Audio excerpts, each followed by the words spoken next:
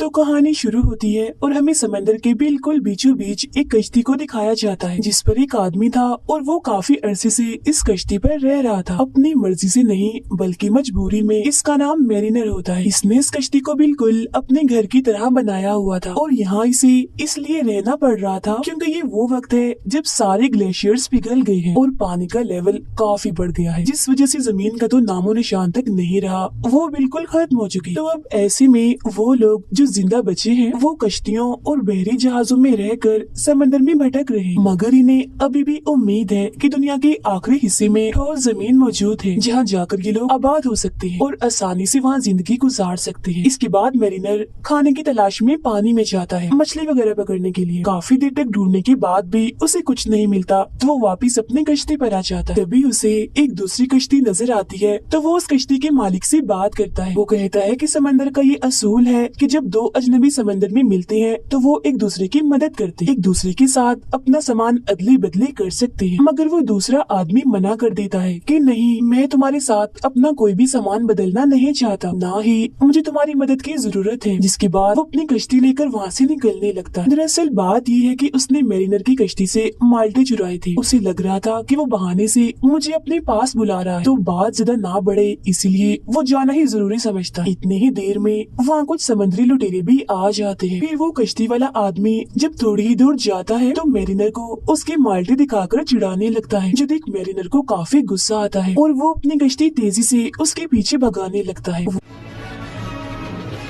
वो उस आदमी की कश्ती पर हमला करके उसे तहस नहस कर देता है और खुद यहाँ से चला जाता है। जिसके बाद समुद्री लुटेरे भी उस आदमी के काफी करीब आ गई थी। वो उस पर हमला करके जान से ही मार डालते हैं। इसके बाद मैरिनर समंदर में मौजूद एक कबीले के पास जाता है जहाँ वो इस कबीले को दरअसल अपना सामान बेचने आया था, मगर वो लोग इसका सामान खरीदने से मना कर देते क्योंकि उसके सामान में काम का कुछ नहीं था, सब बेकार था। जिसके बाद वो उन लोगों को एक बड़ी सी बोतल में रखी मिट्टी दिखाता है, जो देखने के बाद कबीले का सरदार उसे अंदर आने का कहता है। असल में हर जगह पानी होने की वजह से मिट्टी काफी महंगे दामों बिक सकती और मिट्टी की मांग भी बहुत ज्यादा थी क्योंकि उसमें अनाज उगाया जा सकता है। उस मिट्टी की कीमत लगाई जाती है तो वो लोग मैरिनर को उसके बदले 4 सिक्के देने की बात करते हैं, मगर मिट्टी क्योंकि बहुत नायाब थी इसलिए मैरिनर उसके लिए 8 सिक्के मांगता है, जिस पर वो लोग मान भी जाते हैं और उसे सिक्के दे दिए जाते हैं। जिन पैसों को लेकर वो वहीं बनी एक दुकान पर जाता है सामान खरीदने के लिए, मगर हम देखते हैं कि वो दुकान तो बिल्कुल भी नहीं लग रही थी क्योंकि वहाँ खरीदने के लिए चंद चीजों के अलावा और कुछ नहीं था। मैरिनर वहाँ से कुछ पानी और टमाटर का पौधा खरीदता है क्योंकि पानी की भी किल्लत थी और समंदर का पानी तो पिया ही नहीं जा सकता था। जिसके बदले में वो अपने आधे पैसे उस दुकान के मालिक को दे देता है। उसका नाम था हेलन। अब जब मैरिनर वहाँ से जा रहा था तो कबीले के कुछ लोग एक लड़की को लेकर उसके पास आते हैं और कहते हैं अगर तुम इस लड़की से शादी करोगे तो यहाँ से तुम जो चाहे ले जा सकते हो। अब कबीले के लोग ऐसा इसीलिए चाहते थे क्योंकि मैरिनर काफी बहादुर और ताकतवर था, जबकि उसके मुकाबले में इस कबीले के लोग बुज़दिल थे। इसीलिए उन लोगों का मानना था कि शादी के बाद मैरिनर का जो बच्चा होगा वो भी उसकी तरह ही बहादुर होगा, मगर वो इसके लिए साफ साफ मना करके वहाँ से जाने लगता है। जो देख कबीले वालों को लगता है कि जरूर मैरिनर कोई इंसान नहीं बल्कि जल परी है क्योंकि वो इतने वक्त से अकेला अपनी कश्ती में भटक रहा था और आज अगर उसे मौका मिल रहा था शादी करने का तो उसने मना कर दिया, जबकि अगर वो सच में इंसान होता तो उसके लिए कभी इनकार न करता। तो वो लोग उसे वहाँ से जाने नहीं देते और उसे पकड़ लेते। तब उनमें से एक आदमी मैरिनर के कान के पीछे एक निशान देखता है जो कि जलपरियों के कानों के पीछे ही होता है। जो देख वो आदमी घबरा जाता है और उसे पानी में फेंक देता है। जिसके बाद वो लोग उसे पानी से निकालकर एक पिंजरे में कैद कर देते हैं। वो लोग अब उसे पानी में डुबोकर मारने का सोचते हैं क्योंकि ये लोग किसी भी इंसान को मारने के बाद उसके जिस्म को खाद के तौर पर इस्तेमाल करते थे और मैरिनर को मारने के बाद उसके जिस्म के साथ भी वो यही करने वाली थी। मगर इससे पहले वो ऐसा करते कुछ समुद्री लुटेरे इनके कबीले पर हमला कर देते हैं। तब हड़बड़ी में सब लोग इधर उधर भागने लगते। अब ये कोई मामूली लुटेरे नहीं थे बल्कि काफी खतरनाक और अमीर थे क्योंकि इनके पास काफी बड़े बड़े और महंगे हथियार थे। इसके अलावा उड़ने वाले कुछ जहाज भी थे जो कि इस वक्त में किसी के पास भी नहीं थे। वो लोग अपने हथियारों से कबीले पर लगातार गोलियां चलाते हैं, जिस वजह से उस कबीले का बुरा हाल हो जाता है। वहाँ धुआं उठ रहा था, सब कुछ टूट गया था, पूरी तरह कबीला तहस नहस हो चुका था। फिर जब वो दुकान की मालिक हेलन मैरिनर को डूबते हुए देखती है तो उसके पास आती है और उसे कहती है, मैं तुम्हें बचा सकती हूँ, मगर इसके लिए तुम्हें मुझे अपनी कश्ती पर ले जाना होगा, जिसके लिए वो मान जाता है। तब फौरन ही हेलन पिंजरे का ताला तोड़कर उसे बाहर निकाल देती, जिसके बाद वो हेलन और उसकी बेटी को वहाँ से निकाल कर अपनी कश्ती में ले आता है। अब यहाँ हमें पता चलता है कि हेलन की बेटी की कमर पर एक टैटू है जो कि दरअसल एक आइलैंड का नक्शा है और ये वो जगह है जहाँ ठोस जमीन है और ये लोग वहाँ आबाद हो सकते हैं। यहाँ हमें ये राज पता चलता है कि मैरिनर सच में एक जल परी ही है, इसीलिए वो पानी में सांस भी ले सकता है। वो हेलन से कहता है कि तुम या तुम्हारी बेटी में से किसी एक को मरना होगा, क्योंकि हमारे पास पीने के लिए पानी बहुत ही थोड़ा है, और अगर तुम दोनों में से कोई एक ना मरा तो प्यास की वजह से हम तीनों ही मर जाएंगे। ये सुनकर हेलन काफी परेशान हो जाती है, पर वो कैसे भी करके मैरिनर को मना लेती है खुद को और अपनी बेटी को जिंदा रखने के लिए। इसके बाद हम खतरनाक लुटेरों के सरदार को देखते हैं जो एक आंख से अंधा था लेकिन काफी गुस्से वाला था। वो अपने लोगों से कहता है कि कैसे भी करके मुझे वो बच्ची चाहिए जिसकी पेट पर वो नक्शा है। जिसके बाद वो अपने सभी साथियों को ढेर सारे सिगरेट्स देकर मजे करने को कहता है। उनके साथ साथ वो खुद भी इंजॉय कर रहा था, लेकिन तभी एक बूढ़ा आदमी आकर उसे कहता है, सरदार जहाज का तेल कुछ ही दिनों में खत्म हो जाएगा। जो सुन सरदार गुस्से से भर जाता है। अब यहाँ हमें पता चलता है कि वो अंधा होने के साथ साथ थोड़ा पागल भी है, क्योंकि जो उसका दिल चाहता था वो करता था, फिर चाहे उसका अंजाम कुछ भी हो। इधर भी वो कुछ ऐसे ही करने लगता है। वो माचिस की तीली से अपनी सिगरेट जलाकर ऑयल के टैंकर में फेंकने वाला था, मगर इससे पहले टैंकर में आग लगती उसका जहाज तबाह होता। एक आदमी उस तीली को पकड़ लेता है और उसे बुझाकर जहाज तबाह होने से बचा लेता है। और इसके बाद सरदार अपनी आर्मी को उस टैटू वाली बच्ची को पकड़ने के लिए भेजता है। उधर मैरिनर अपनी कश्ती में हेलन और उसकी बेटी को ले जा रहा था, मगर तभी वहाँ सरदार की आर्मी आकर हवाई जहाज से उन पर हमला कर देती है। उनसे लड़ने के लिए हथियार लाने के लिए मैरिनर अपने कश्ती के नीचे वाले हिस्से में जाता है। ये देख हेलन को लगता है कि शायद मैरिनर हमें छोड़कर भाग गया है, इसीलिए वो खुद ही एक हथियार से उन लोगों के जहाज पर हमला कर देती है। जब जैसे ही तीर उनके जहाज पर लगता है तो वो तबाह तो नहीं होता, बल्कि रस्सी उस जहाज पर अटक जाती है, जिससे अब लुटेरों का जहाज उनकी कश्ती के चारों तरफ घूमने लगता है। मगर तभी वहाँ मैरिनर आकर कैसे भी करके उस रस्सी को काट देता है, जिससे लुटेरों का जहाज आजाद होकर वहाँ से चला जाता है। अब ऐसा करके हेलन ने उस हथियार का एक तीर गवा दिया था, इसलिए मैरिनर उस पर और उसकी बेटी पर काफी गुस्सा करता है। सजा देने के लिए वो उन दोनों के बाल काट देता है, जिसके बाद वो दोबारा से अपना सफर शुरू कर देते हैं। वो लोग आगे बढ़ ही रहे थे, मगर तभी उन्हें पानी में एक जहाज दिखाई देता है, जिसे देखकर हेलन कहती है, हमें उस जहाज पर जाना चाहिए ताकि वहाँ से हमें खाने पीने के लिए कुछ मिल सके। अब हालांकि मैरिनर उस जहाज पर जाना तो नहीं चाहता था, मगर वो हेलन की बात मानकर जहाज के मालिक के पास जाता है।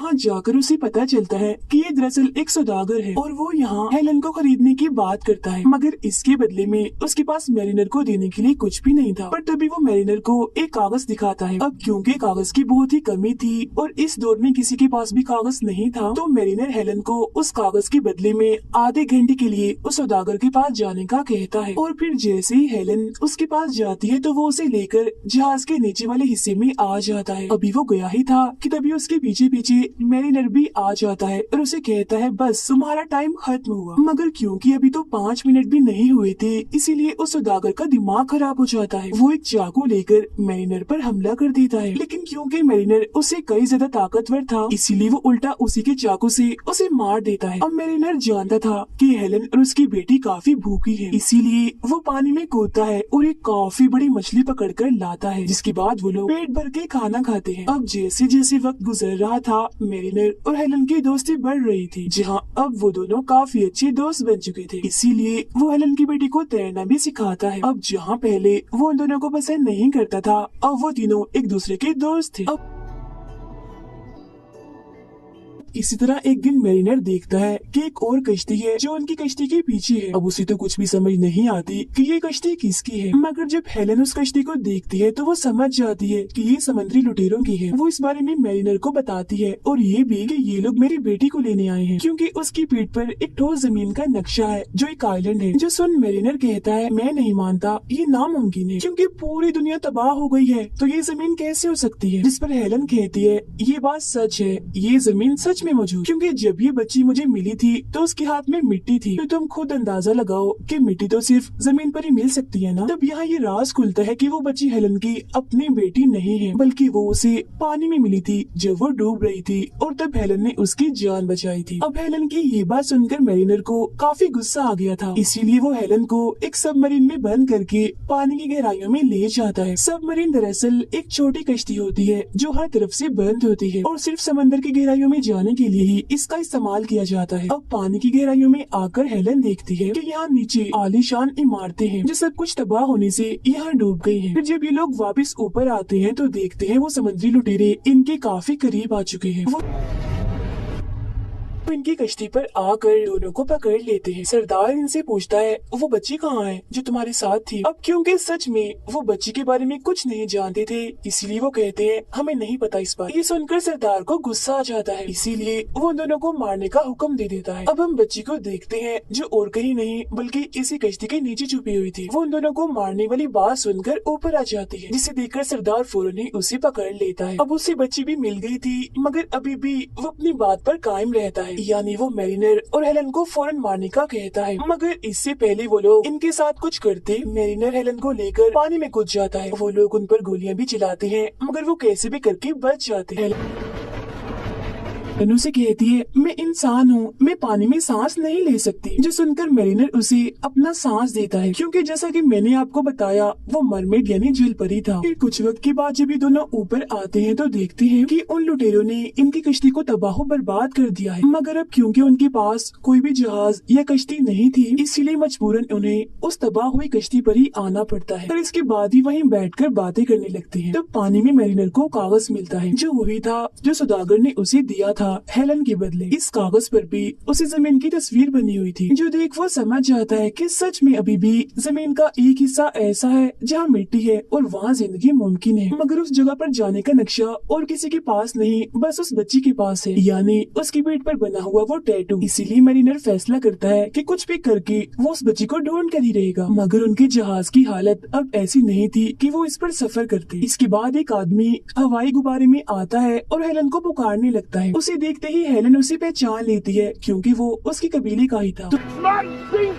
तो वो उन दोनों को अपने गुब्बारे में बिठा लेता है, जिसके बाद वो उन लुटेरों को ढूंढने के लिए निकल जाते। काफी देर ढूंढने के बाद मैरिनर को उन लुटेरों का जहाज मिल जाता है, जहाँ वो छुपते छुपाते उस जहाज में चढ़ जाता है। जिसके बाद वो सरदार के सामने जाता है और कहता है कि उस बच्ची को हमारे हवाले कर दो, मगर वो बच्ची देने से साफ साफ मना कर देता है। अब इनकार सुनकर मैरिनर अपने साथ लाया हुआ बॉम्ब वहाँ पड़े तेल के टैंकर में डाल देता है, जिस वजह से वहाँ काफी बड़ा धमाका हो जाता है और काफी सारे लुटेरे मारे जाते हैं। इसके बाद मैरिनर बच्ची को ढूंढने लगता है, मगर सरदार बच्ची को लेकर एक हवाई जहाज में बैठकर वहाँ से जाने लगता है। मगर इससे पहले वो बच्ची को वहाँ से लेकर जा पाता, मैरिनर सिर्फ अपने हाथ से हमला करके जहाज रोक देता है, जिससे अब उसका जहाज भी तबाह हो गया था। तभी यहाँ गुब्बारे में बैठा आदमी और हेलन यहाँ पर आ जाते हैं और इसी के सहारे मैरिनर और बच्ची को ऊपर खींच लेते हैं। तो वो लोग देखते हैं कि लुटेरों के जहाज में एक काफी बड़ा धमाका हो गया है, जिससे बचे हुए सारे लुटेरे भी अब मारे जाते हैं। तभी हम देखते हैं कि लुटेरों का सरदार